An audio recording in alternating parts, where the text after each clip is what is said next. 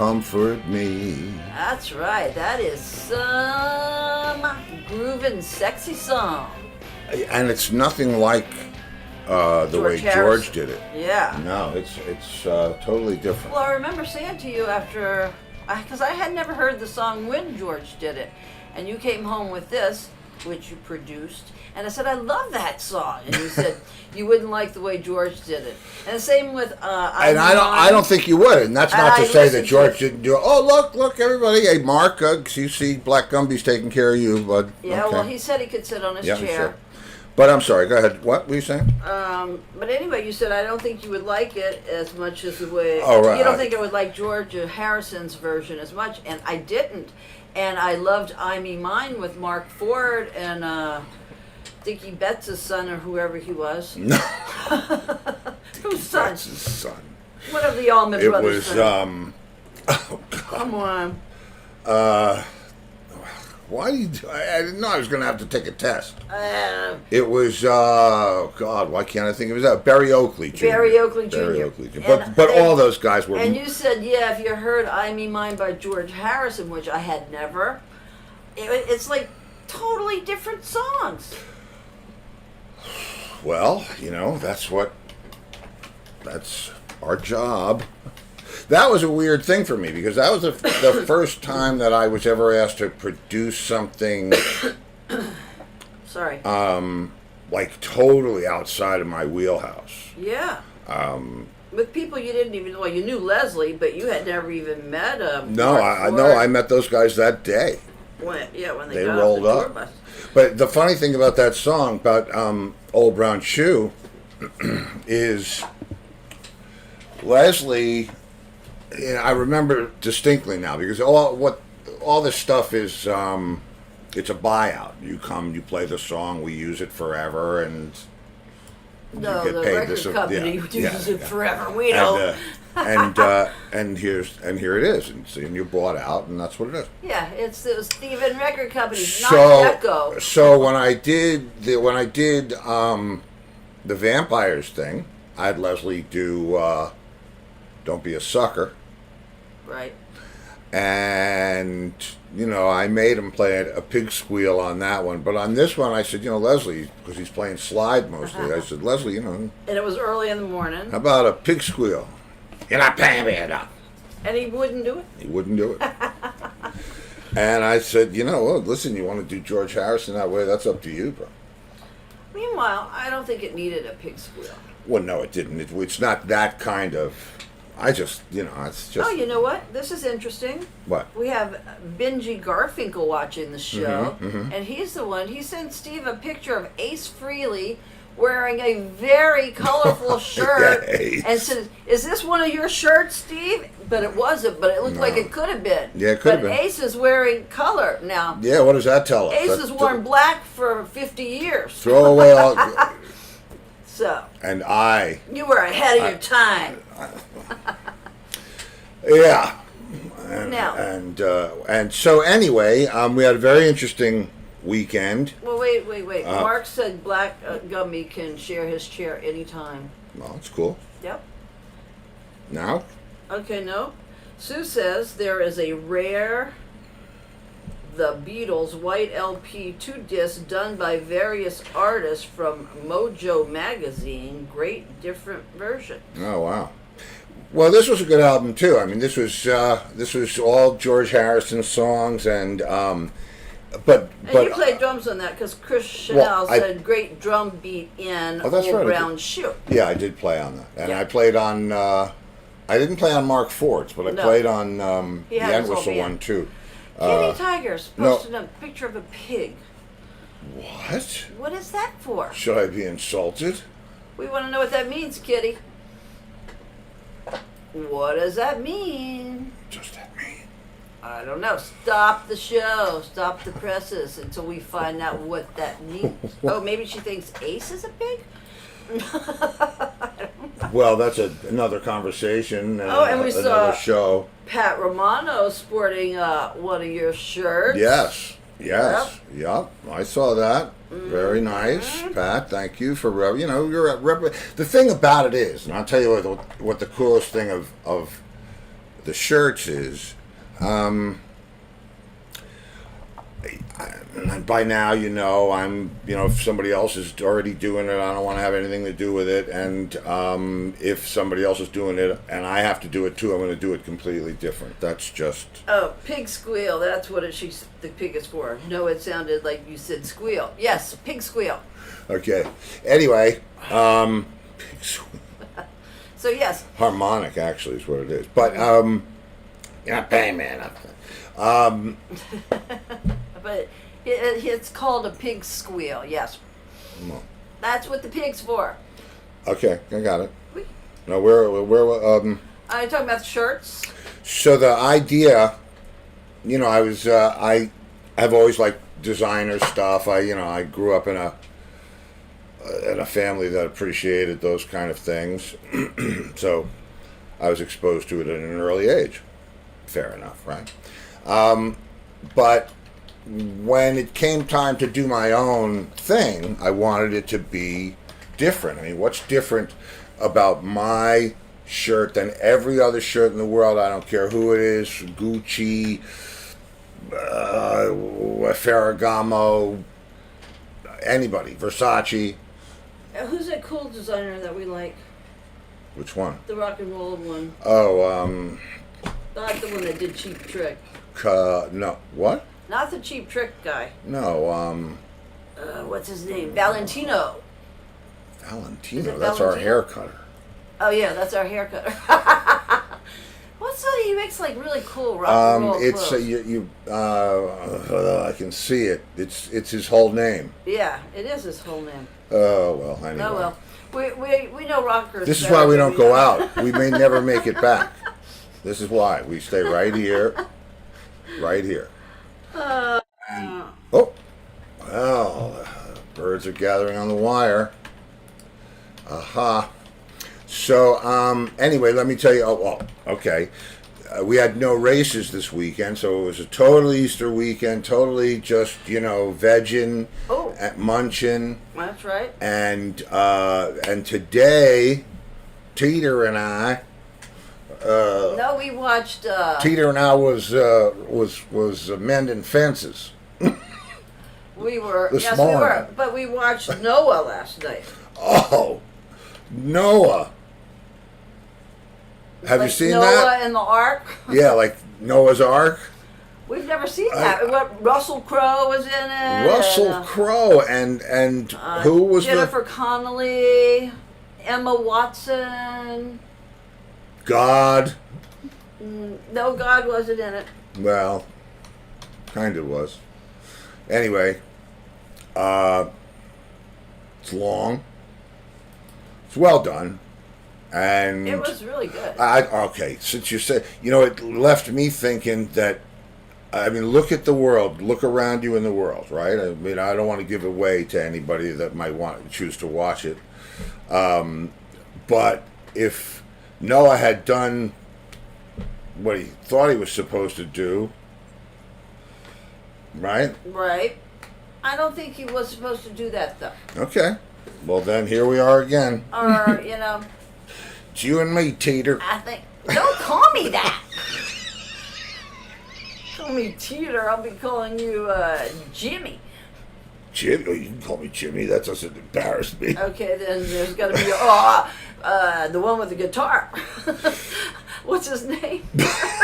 We're not going to do what's his name every 10 minutes, are we? What's his name? Oh, I Valentino. don't remember. All right, you need to stop. Oh, God. We had a really good Easter. We ate lots of we hope stuff. you had a good Easter as well. We did it the whole weekend. And the thing that I posted is called a nectar soda. And yes. It's not a nectar ice cream soda, although I guess, in different, it's a wedge or it's a hero or a torpedo. I guess it could be a nectar soda or a nectar ice cream soda. But I'll tell you one thing it was good. Yeah, it's really good. And a lot of people don't know about those. No. No. And my mother grew up drinking them and having them. It was a New Orleans thing. Well, yeah, there you go. Well, so tonight, very fun, interesting tonight, where we've got Brad Dr. Clockus, the whole crew is back in tonight. So we're going to be doing. You. Oh, it looks like everybody's here. I'll be right back. No, I won't be right back. You get to see all this. Here we go. Ooh. Come in. You don't hear the bell though, right? They don't hear the bell. Okay, No, they don't one. hear the bell. There we go. No, I don't hear the bell. Not you. Oh, what's no, he not doing you. Them. in? He doesn't. He usually He's comes in here. now. He's here. Yeah, he keeps us on the clock. Oh, that's right. Clock us. That's right. Hey, Lori. Hey, Oh, how was the play? The play was awesome. It was And really. Which character was she? You showed us. Which one was she? She very small part, because she's a freshman. Right. But next year she'll be in there more. She's got 3 more years yet. Did she do good? Yeah, she was great. She was awesome. Very She good. was great. But I tell you, they did the Little Mermaid, and the girl that did the main, what Ariel, I guess it is, Yeah. was Hey guys. just unbelievable. Hey. So I'll send you the video. I have. Yeah, we're dying to see I kids would we not don't know let doing my- stuff we don't care about. Yeah, I would not Right. let my daughter know that you were bragging on another girl. Dying to do that. This is that. You see my new picture here, Steve? See my new picture? Oh, wow, that's from Rock and Roll Fantasy Camp. Yeah, look at that. Okay, we're changing that now. I want to put up Joe Stubby again. Okay, so that's that was I was in Vegas and I bought a Jimi Hendrix from the Hendrix fashion line. That shirt had the white embroidery on it. Anyway, Wow, hey okay. you guys, how are you? Yeah, hi. Hey, Hey, happy Easter week as it continued. Oh, is it- Hope you guys had a good holiday weekend. Oh, we Yeah. did. Yeah, Yeah, how about we you? did. Peaceful and full of deliciousness. well, you still are having Passover, right? Yeah. Yes. Yeah. Okay. So how does that work? Yeah, what do not you that we do? want to do the whole show, you know what I mean? Yeah, what happens? Listen. Right. Tell them what happened. Okay. Have you ever watched 10 Commandments? oh yeah.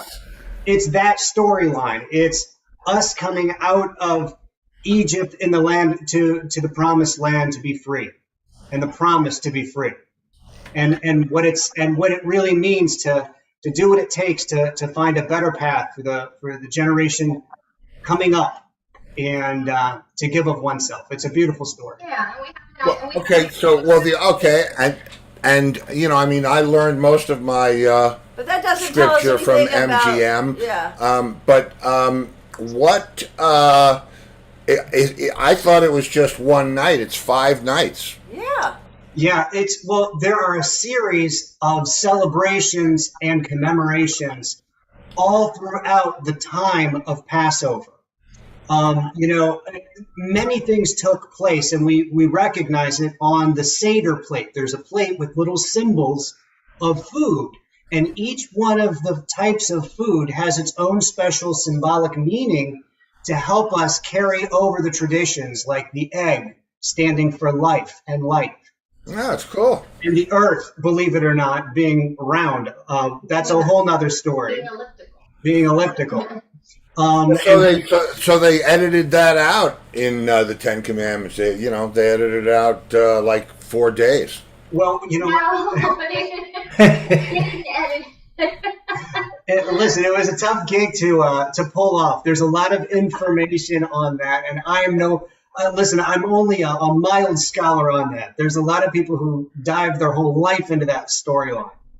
Hey man, we watched Noah yesterday Yeah, we about wa- him in man. the ark, and there was stuff on there that we don't know if it's true Yeah, or not. we now have to look stuff up because someone stowed away on the ark. Did somebody stow away on the ark? Yeah, one of To anybody's knowledge, one of the bad, one of Cain's descendants. Cain and Abel. Yeah.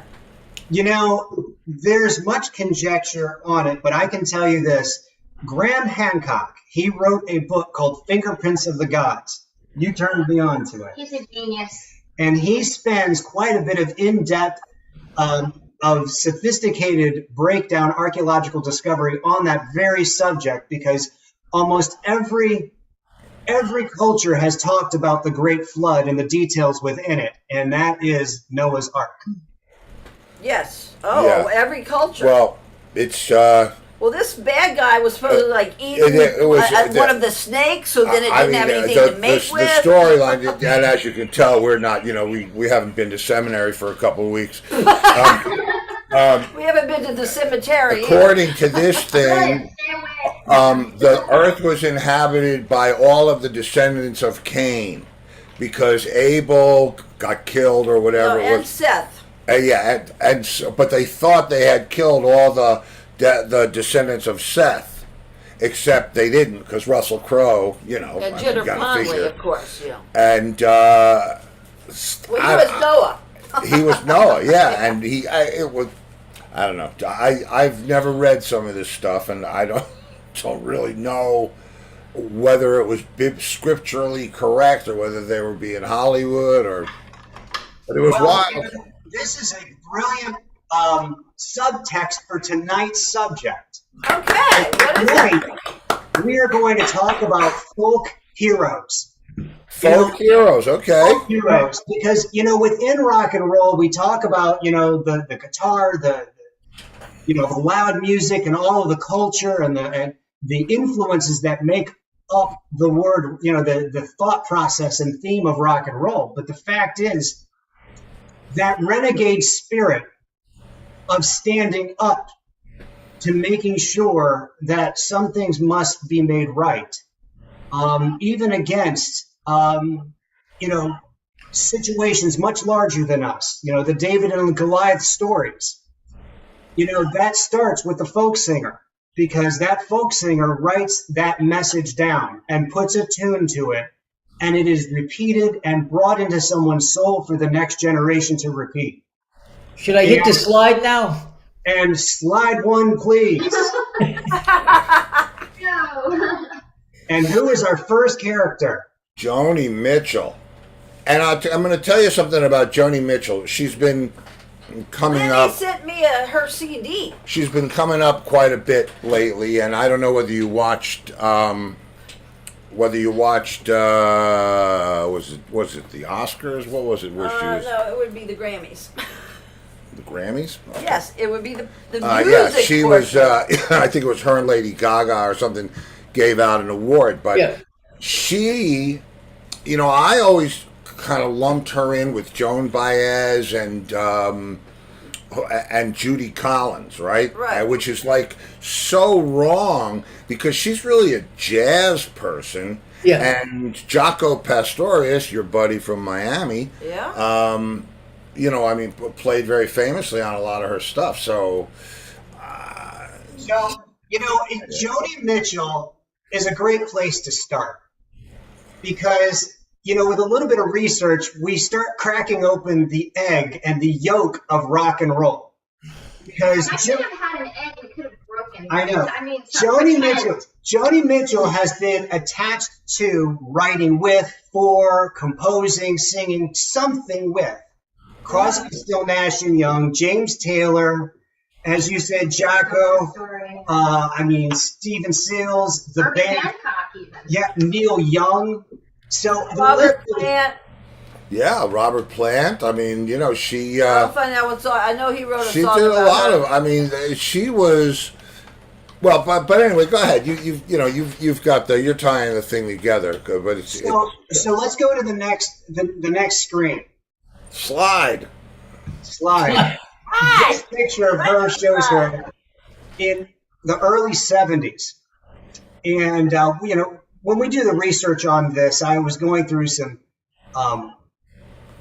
different file footage on YouTube and different streaming services. And we saw this one, I think it was 1969, and she was singing Yellow Taxi. And it was her inflection and her youth was so infectious. Yeah. And this smile really kind of picked it in. And it was just, the joy to write music and the time frame that she was writing it at that moment had to have been incredible. Yeah. Well, and the reason I even Robert Plant wrote "Going to California" about her. Oh, he wrote that about her. Yeah, he had never met her. Going to California. But she was an idol of his. Wow. Yeah. So there's that. And she was a part of. If you watch those the two documentaries, the Jacob Dylan one is not as good as the other one, but the what am I thinking? Laurel Canyon. Laurel Canyon. You really get the background of how there was a core of people that expelled out into a whole, but it was just like this tiny little core of people that supposedly knew how to do what they were doing, and everybody else kind of gravitated around them, and it grew and grew. Yeah, and they all got record deals. Amazing, and, yeah, like the Mamas and Papas lived there, and all the guys in Crosby, Stills and Nash, and Joni Mitchell, and Mama Cass, and Jackson Brown. Yeah. And they'd all go smoke pot at each other's houses and write songs together. Yeah. Yeah, well, there's a lot of connection between everyone we're going to talk about tonight. Yeah, let's go to the next slide. Slide. Focus. I'm on it. Oh, that's a nice picture. Yeah, I saw that. That was a great shot. Okay, next slide. Let's get to the... So who do you think this is? Oh, I could tell who the little one is.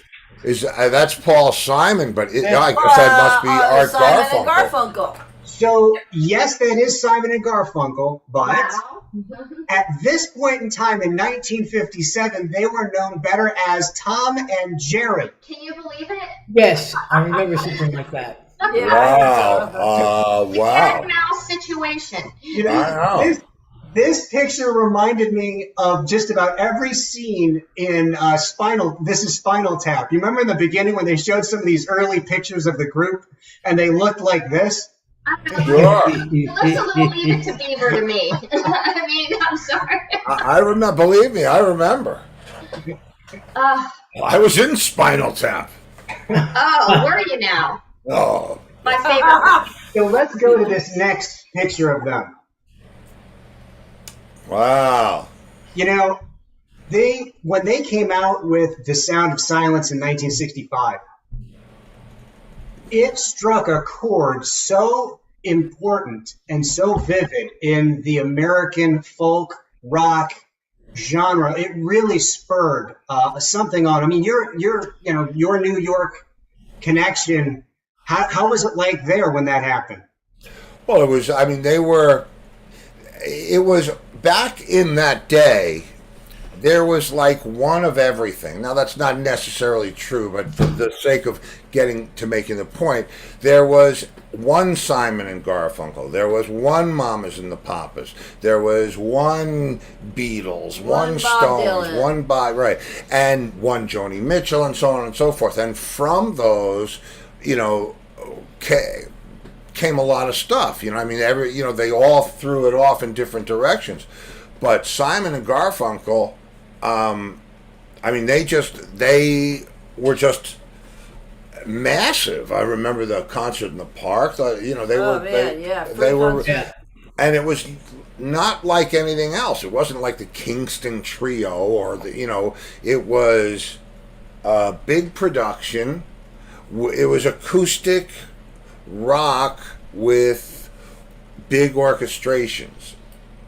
Yeah. They were great. It was really quite unique. They were, I mean, who else was like that? Certainly not the Righteous Brothers. No, no disrespect, but they're not in that club. So that's a well-placed anchor right there. And I think it's also been kind of linked to, at that time, it was really kind of the changing a lot of America's viewpoints from Leave It to Beaver days to changing to other things about real topics about, With all the political strife going on as we got into the early 70s through that late 60s period, these icons that we're talking about now really helped to create a movement of change and feeling an attitude with the country. So they were so, I think, pivotal. Yeah. And I mean, they spoke about things like loneliness and the struggles of, everyday people. And that was just not commercially sound advice on so many levels.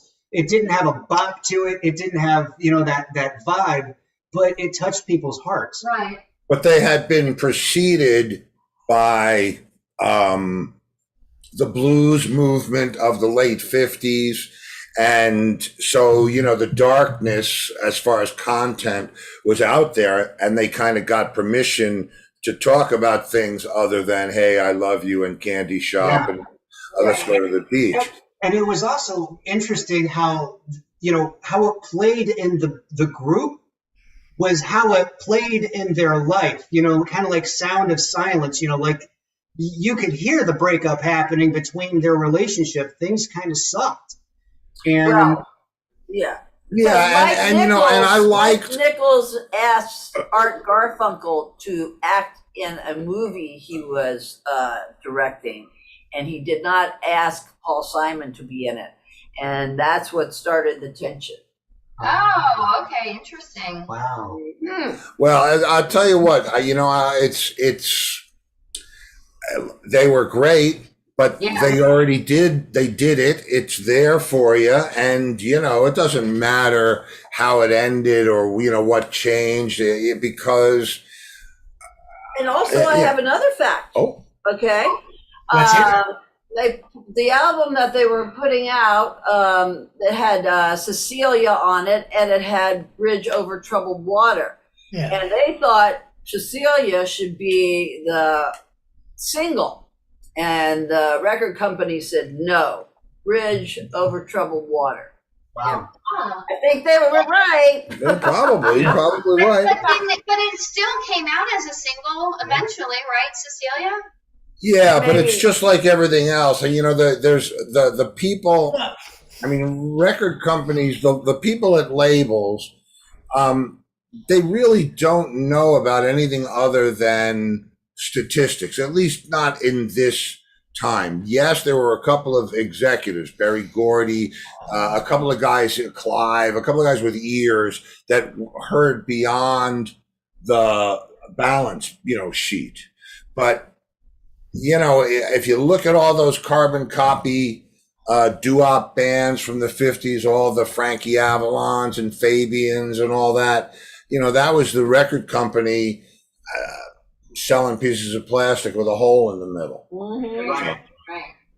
But the bottom line is they really, this was, I think, a really important duet at the time, and I think that their sound really encompassed a generation, along with these other people we're going to talk about. But as a kid growing up, I was just a kid and I didn't really know the difference between one and the other. But when I was young, this is what was on the radio, and this is what my parents listened to, and this is what, not just did I listen to it then, but we can hear it now. Here we are, how many years later, and it's just as beautiful and it sounds just as good.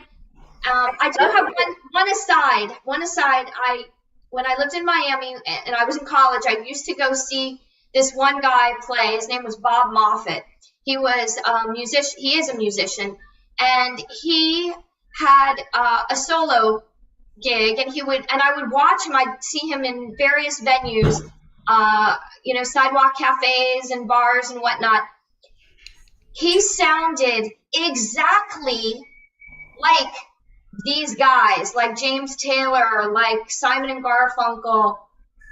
He had a brother who would make a guest appearance now and again, and they would sing together, and I swear you thought you were at a Simon and Garfunkel concert. It was just incredible to watch and very moving, and that was in the late 80s, so or early 90s, I guess. So it's just that music doesn't end; it just keeps going, and it was really great. So, yeah, well, it's true, and that stuff, especially that stuff, from Mrs. Robinson to any of the other stuff. What's the one? Me and Julio, Chrome and. We're up there. Here we go. Time. It's a good time for a break. All right. for a quick break, but we You might will want to be. pay attention. You will, but we will be right back after a word from our sponsor. I love those sponsors. Bradley's Jewelers in South Fort Myers. Diamond, bridal, you name it. Estate, custom design, and expert repair. Bradley's Jewelers, South Fort Myers. They specialize in amazing moments.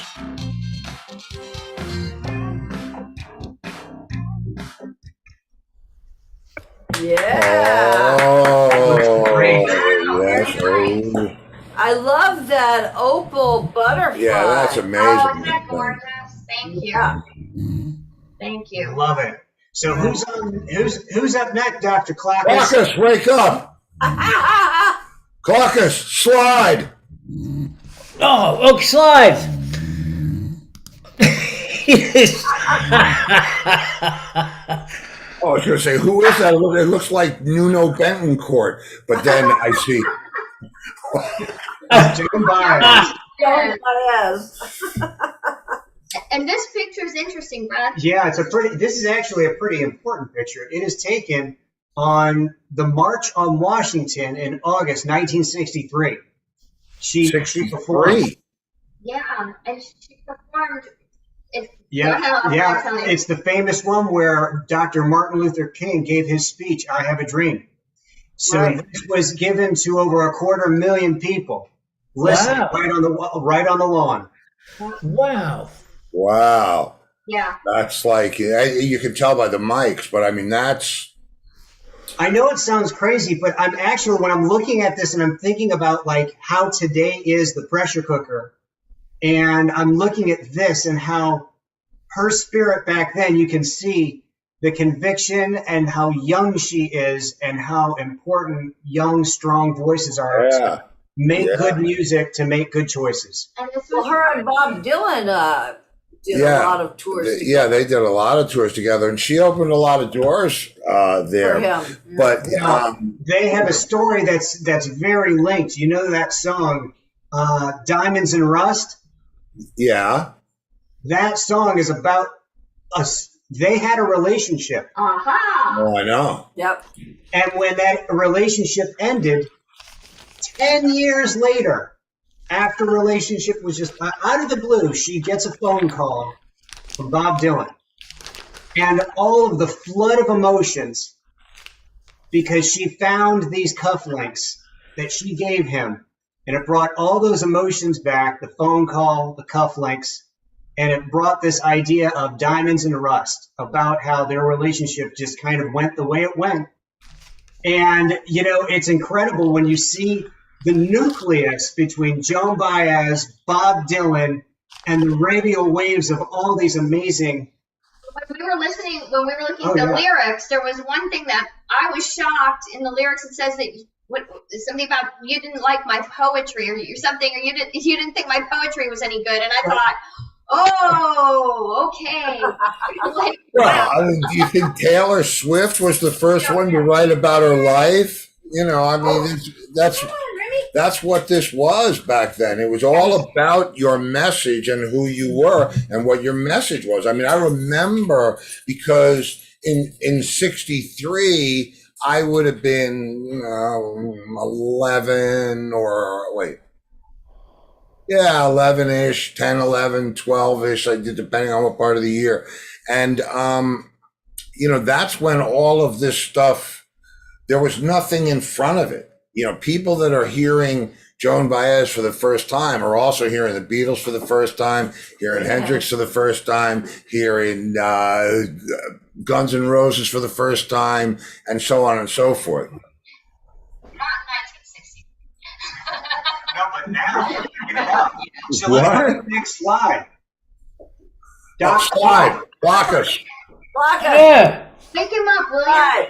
you? And I found this picture of her. I thought she looked so beautiful there. Gorgeous, yeah. Yeah. isn't it? Yeah. That's a nice picture. It's a real good picture. Yeah. Next slide. Slide, Slide, block us. block us. I got it. I gotta get in Slide Fest. So there's the happy couple. Ah, yeah. Oh, wow. Mr. Happy, I guess. So let's go.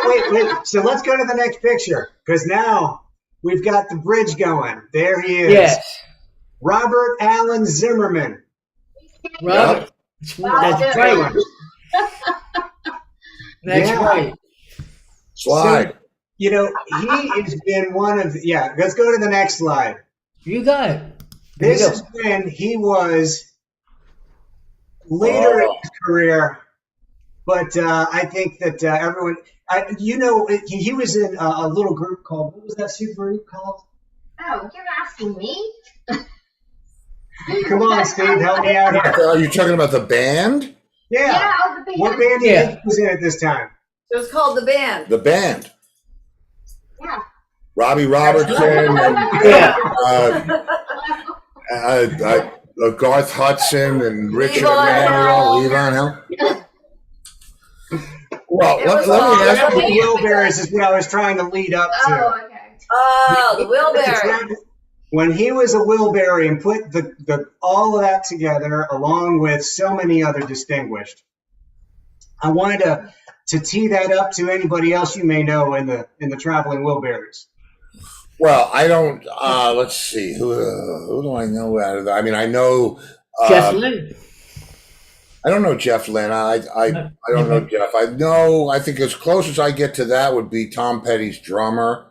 Okay. Steve Ferroni. I know Jim Keltner certainly by reputation and NAMM shows and that stuff. And who else was in there? Roy. I didn't know Yeah. Roy. No.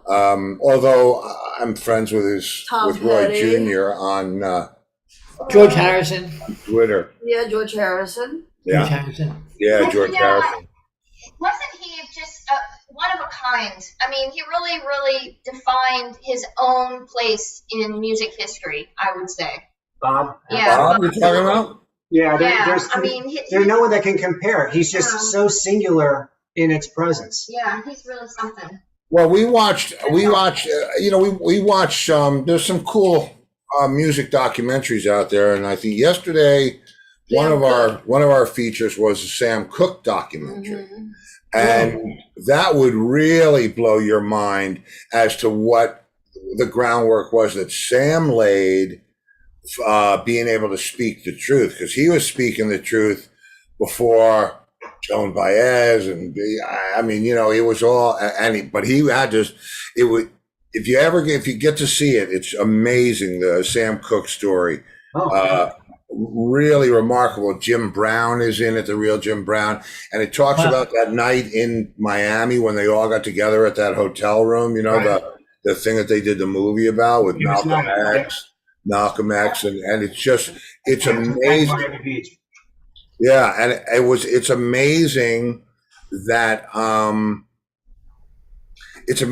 that he would have to put on two completely different kind of shows, and they showed it in the documentary. They showed him ripping it up in the clubs where his people were, ripping it up, and then laying it down, for the mainstream audience without going, too far. Before we stray too much further, yes. Chris Chanel, one of our children of the lawn, he brought up something interesting. He said that in the John Lennon song God, which is where he says, I don't believe in Beatles, he says, I don't believe in Zimmerman. Yeah, I knew that. Which Bob Dylan. Oh, yeah, he does. Yeah. I'll have to re-listen to that. Yeah. Well, do you know the song "It's All Right, Ma, I'm Only Bleeding"? No. By Bob Dylan? No. Did you ever see the movie Easy Rider? Yes. Yeah. Okay, it's interesting lyrics, and there's one verse. It's like how he kept. It was almost like rap, because he's not really singing, but whatever. But there's one that goes, he who sings with his tongue on fire gargles in the rat race choir. Bent out of shape by society's pliers, cared not to climb up any higher, so he'd rather pull you down in the hole that he's in.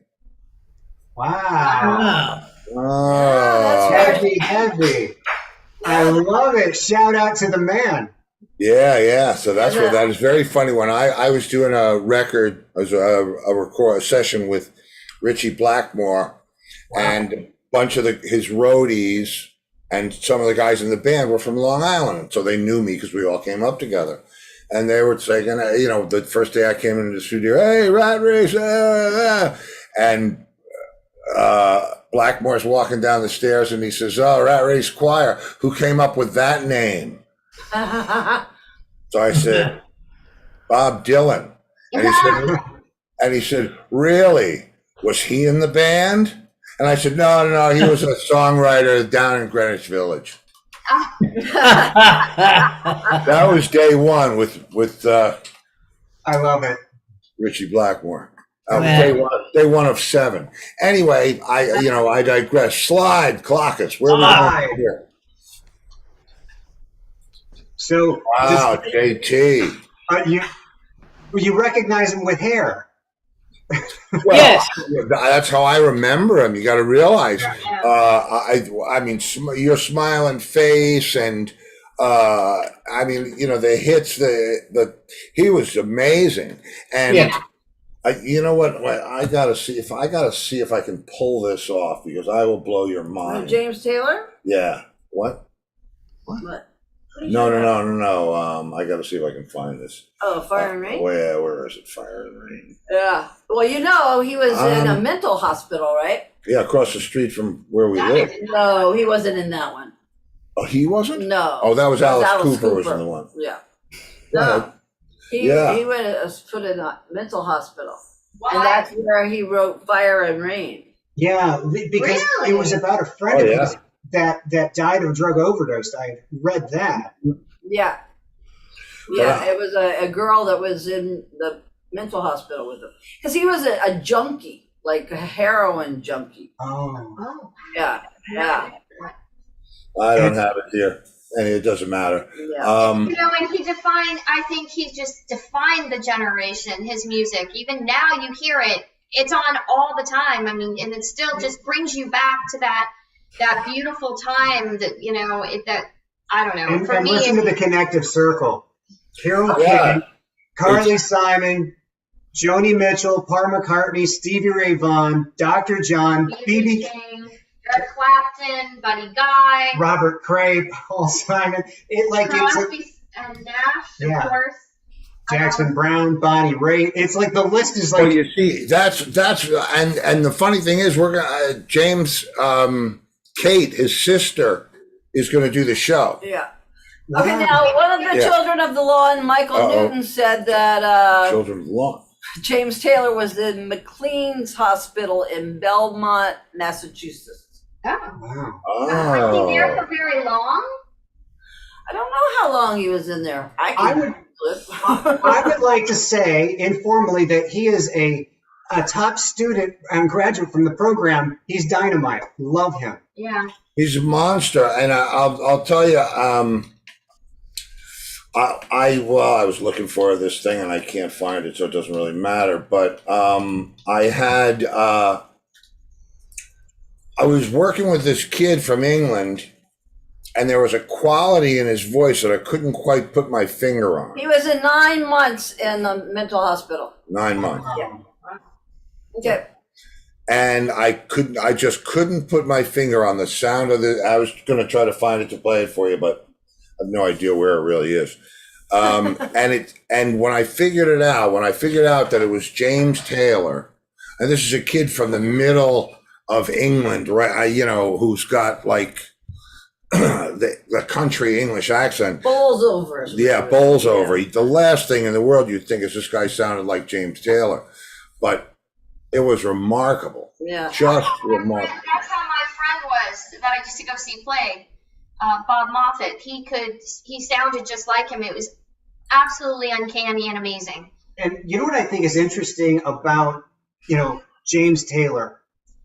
The amount of variety of group of people that listen to him. People that you wouldn't expect. When you look at them, book of the cover misreading, they listen to it. All walks of life. And I think it's because there are universal chords that he allows the weight of the gravity and the sophistication of not just the music, but the message on everything that he does, the sincerity. I think that it's the sincerity is probably the right word. And I think that it's timeless in that sincerity because, I mean, let's face it. I mean, today we are living in just such complicated times, but music like this, we listen to so much of this. Last night was a wonderful night. We stayed home all last night listening to all this music. Oh, cool. And he was singing it, and it was great. Yeah.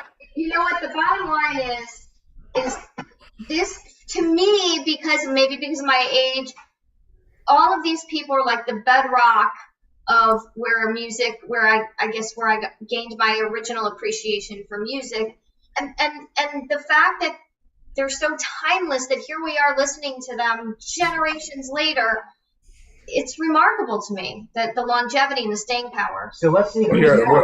Before we move away from James, I don't know if this is going to work, but just listen to this for a second. Oh, sure. If it works, I don't know if it's going to. It'll either work or it won't work or something like that. Can you hear that? Yes.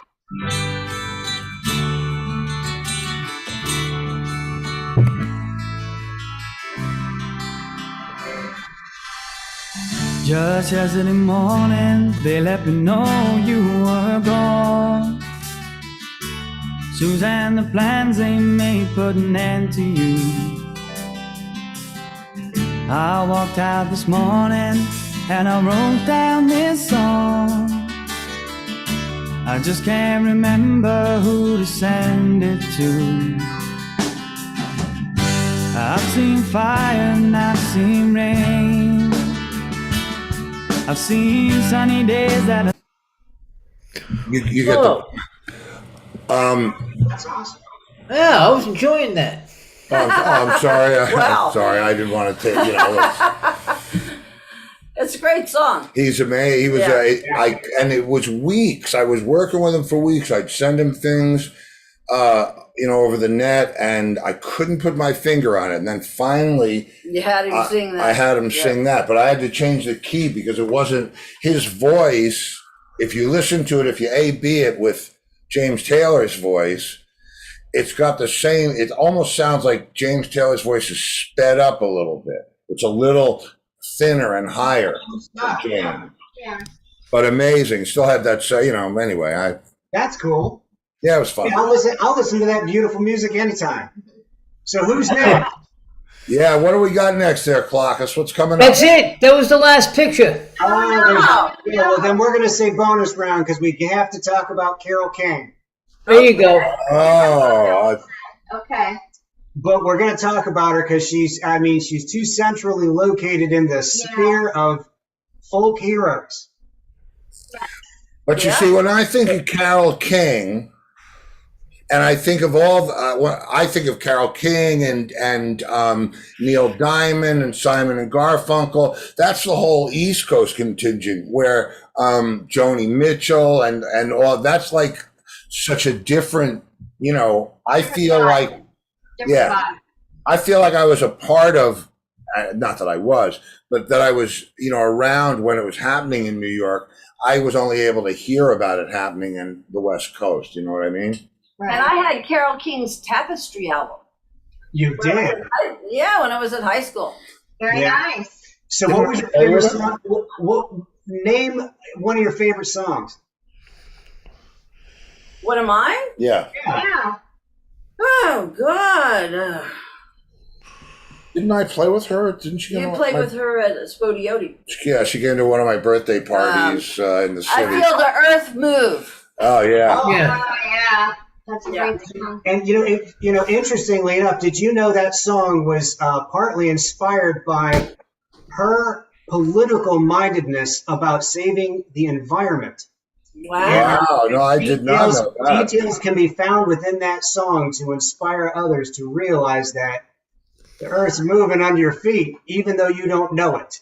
Wow. And, there's gravity to the statement. It would just be nice if we could have somebody actually take notice of the earth and do more we need to so desperately. And here we are 50 years later still talking about it and not really doing as much as necessary. Well, I like to say we've done much, but there's more to go. There's so much more to go. But you know Well, what? okay, I'm going to get on both sides of the argument. We have done more damage in the past 200 years than we have in the previous 20,000. You know what? Earth Day is next Friday. What? We should play that song. Oh, here I'm going to get flagged now. Here it comes. Oh. Ouch. Okay. Well, so with that said, folk heroes, they inspire us to look within so we can make change outside. Yeah, well, it's true. They have the longevity to touch so many generations, and hopefully will continue to do so. Yeah, inspire goodness, folk heroes. Yeah, and I would say Crosby, Stills, and Nash and all of those things were the next tier of it all. It was, it's amazing what they all did. Yeah. But perfect, beautiful. Well, I hope you guys enjoyed tonight. Well, we did. Thank you, man. Thank you both. Very good. What's that? Hopefully that it brought back some good memories. A lot of good Yeah. memories. And, we have Jimmy Ryan on the show who knew Carly Simon before she even was making records. Yeah. They worked in a candy store together? They were No, it was a guitar store in Manhattan. It was a guitar shop. I forgot the name of it. Right, a music store. That's right. Yeah. So, Yep. believe me, it's and great then memories. she went on to ask him to be in her band and her musical She played director. he played on all those big records, Anticipation and all that. And they're It's still amazing. friends. And Anticipation was written about Cat Stevens because she made dinner for him and he was an hour late and waiting. So she wrote Anticipation. Wow. And you got that from the horse's mouth. Yeah. That's interesting. That's an incredible story. Along with, I remember as a kid seeing the anticipation of the ketchup bottle. Yes. Ketchup. Yep. Yeah. Anticipation. And it was either Jim Keltner or my cousin Ricky that played drums on that record with the boom, boom, boom, boom. Mm-hmm, but Clockus, go get Angus that's for what us. that I'm going to go out. I will see you guys later. Thank you, Brad and Excellent. This was great. It brought back a lot of Excellent show memories. today. Good to see Yeah. you guys. Excellent show. Really good. Yes, excellent. Good night. See you later. Next All right. week. Take care. Yeah, we'll see you next week. Whoop. Badoosh. Now, Angus is gone, but see, I can do this now, waiting for him to return. Uh-huh. And that was cool. And it's true. I remember that, I grew up minutes away from where the New York East Coast part of that whole thing was happening. I know. Well, the Children of the Lawn loved the show. Oh, the and they're all children. saying that it went by so fast. It went too fast. Yeah, it flew by, right? See, time flies when you're having fun. Oosh, and there you are, little children. There you are. Yes. So let's see. You want to, we're waiting for Clockus. That's what it is. Right. We forgot. Where is this mother clocker? Well, Angus I don't know, goes in. but He's anyway. going to Angus. Anyway, what? Remember Get it, tomorrow. get it. Oh, here he wait, comes, here he wait, comes, people! here he comes. Tomorrow, get your song request ready for Wednesday. We already have Flash. Ed Hamer asked to see Flash or hear Flash by Rat Race Choir. Not now. We don't want them now, but get them ready for tomorrow. Hey, look. Hey, Angus. and we're back. I found them. Okay. All My right. Oh, wait a daddy's minute. here. I'll take my 3-wood, please. I like this hat. I like this hat. I like that hat, Okay, too. wait a minute. I've been waiting since yesterday now. Is it time? Oh, God. I forgot. Or should we wait until after the guest? After the guest. Yeah, after the guest. Yeah, because, Okay. because You might not make it to the guest. Yeah, because you don't Yeah, want you're going to want to hop through those guests as quick as possible. Okay, all What do we right. have tomorrow, Angus? Tuesday night. It's been a long time waiting, but I think this is going to be one of Laurie's favorites. Okay. Judith Black. That's a professional name. Jeff's wife. Judith Black Sites. Oh, who's that guy she's with? I don't know. You better call Jeff though. Yeah. Jeff's wife, and she's also she's a tour manager. Tour manager or stage manager for Stuart Copeland. And let me tell you what, they have tour managers. It's going to be interesting to see who it is. Tour manager or stage manager? Well, I'm sure she's done it all. You know. Yeah. Stuart Copeland. Yeah. She's the one that came on and said, "I don't know what you're doing, but you better stop it." Oh, to Jeff God, yeah, on I have Halloween. that. We need that. Stop doing it. So, Thank you very much. yeah, we were saying, "Is that your mom?"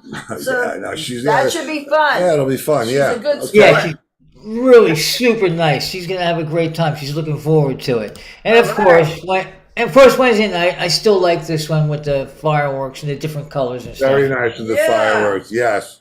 I even look at it at night. I just look at it and go, "Wow, that was cool." Okay. So yeah. Thursday is somebody out of your past, Annie Hoffman, the bass player from the all-girl group The Skirts. Well, I don't think she was the bass player. No? No, I always thought she was the guitar player. I think Laura played. Well, I think look right there. There's a picture. Yeah, and Annie's playing guitar. Really? They're both playing guitar, actually. Strat. We'll have to ask. You know what? Okay. All I'm saying, that's I recognize her. Well, you in know every what? one of Russ these. just started watching the show. Russ, was Annie the guitar player or bass player? I'm guitar player. There Okay, she well, is anyway, playing a Strat right She played there. in Laura Right in front Blank's of you. band. Yeah, she played in the Skirts, and she. We'll find out what she's doing now. Yeah, we'll find out what she's doing. Yeah. So, okay, go clock us. Okay, are you ready? Okay. Okay, wait a minute. Well, of course, we're going to do the Free-for-All Friday thing. Okay, I got it out of the way. Yes. Friday. Wait, Friday is Earth Day, everybody. Right, so it's Free for All Earth Day. Free-for-all, okay. Okay. Okay. Wait a minute. I gotta find, where's my ship? I don't know. There, okay, I'm underwater now. Okay, Russ says she played bass. Yeah, that's what I thought. She played bass? Why do I At the remember end, her he being a said guitar bass. player? I don't know. He said at the end she played bass. Oh, at the end. Okay, but I remember the halcyon years. Okay. All right, anyway. Oh, his birthday. Is your birthday today, Russ? Whose? He said, my birthday, old hippie. Oh, happy birthday, old hippie. Birthday. Where's your dog? Where's There you the go. dog? All right. Ram, Okay. Okay, wait. Happy birthday to you. Happy birthday to you. Sing. Happy birthday, dear Russ. So it's on Earth Day. Never mind. Oh, it's on Earth It's Day. Friday. Oh, never mind. All right, never mind. Well, see, now he still wants to get paid. Yeah. Okay. You said you had a joke, though? You had one? No, I don't have one. You don't have one? No. Nope. Okay, well, you know, a lot of people are working out these days. And new Stop. People are a new gym, eat fast. a new gym opens up, right? And this guy comes and he joins the gym. He's the first guy to join the gym when it opens. And he says, listen, listen, I don't care how much I got to pay for a membership. He said, I have a very, very strict regimen that I do. I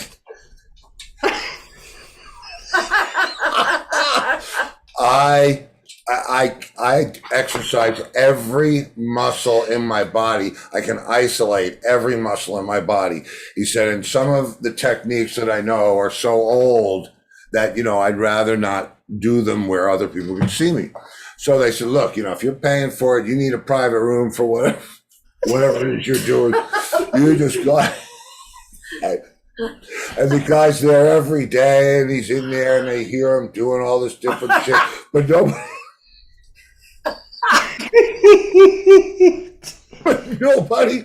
Nobody goes in, nobody bothers him. He leaves every day. Thank you very much. Gets his stuff, and he's in and he's out. Okay, and he's doing this for months. And he'll sit at the end of one of his sessions and he'll say, today I worked on the trapezius, whatever it is, and it's the only muscle that you can blah blah blah blah blah. It's true, the trapezius. Yeah. Okay. Deltoids. A trapezius muscle. Yeah. Anyway, so about a year has gone by, right? And he's very proud of what he's doing, but he's very private about it. And all of a sudden, one day, he's in there for about 15 or 20 minutes, and they hear him start screaming his head off. He's screaming, ah! Ah! Ah! Right? And they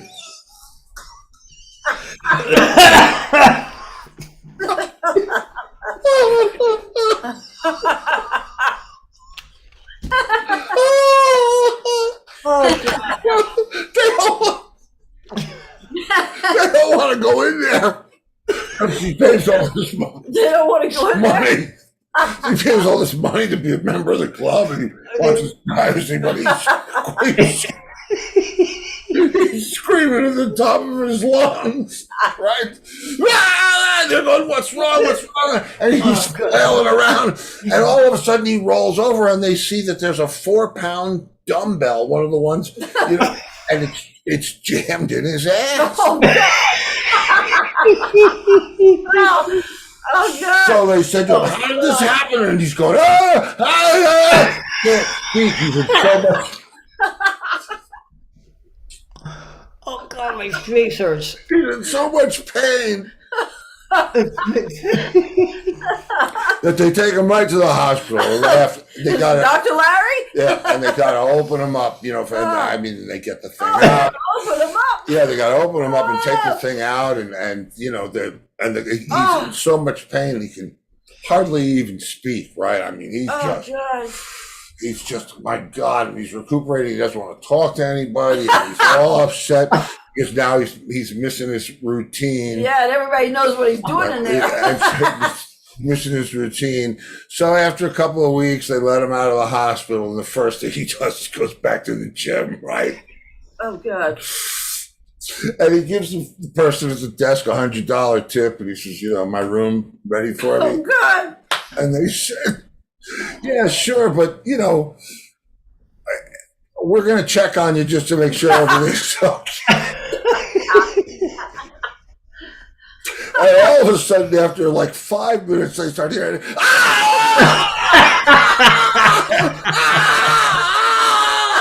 so they don't even wait this time to come in. They just burst in, and he looks up and he goes, "That's true." Oh, God. Yeah, very good. That's two. Oh my God.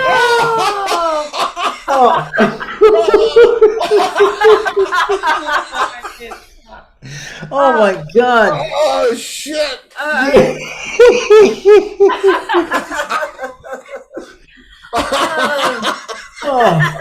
Oh yeah. Okay. Well. What? Oh no.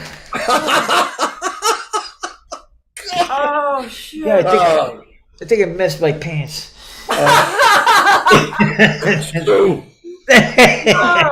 Oh God. Oh man, I've been waiting to tell you that like for 2 days. Yeah, I wouldn't let him tell you. Oh my Especially God. on Easter. Yeah. No, that was good. That was worth the wait since yesterday. And I've been cooking it around for a day too. It's Yeah. Oh I man. get it. It's just it's fun. All right. It's fun. I'm done. Okay, yeah, we're done too. Yeah, we're done. What do we have? Well, let's Better talk. Call Saul. Oh yeah, we have 2.5 hours of Better Call Saul. Wah, wah. The last season starts tonight. So there you go. Yeah. Where we'll be right over there. Yeah. I'll see everybody later. Thank you. Right. That was great. All right. See you, Lori. See you, Steve. Goodbye, Take care, everybody. bud. Thanks. Okay, well, that was very funny. Yeah. Very, very Good. funny. Thank you. Okay, and tonight was great. Yeah, Brad and Colby, were great. man, amazing. Learned a lot of stuff. Now, tomorrow night, we have Jeff Seitz' wife. No, Judith no, Black. no. You can't. We do not have Jeff Seitz' wife. It is. Her name is Judith Black, and she's the tour manager for Stuart Copeland. But and she's she's not married Jeff Seitz' to wife. Jeff. Well, okay, there you go. Okay. Yeah, that should not be the prerequisite. Try that with Georgianne Williams. Oh, God. This is Cliff Williams' wife. Whoa. Okay. Okay. So, Is that it? that's it. Okay. If I don't see you in the future, I'll see you in the pasture. Good night, everybody. We made it.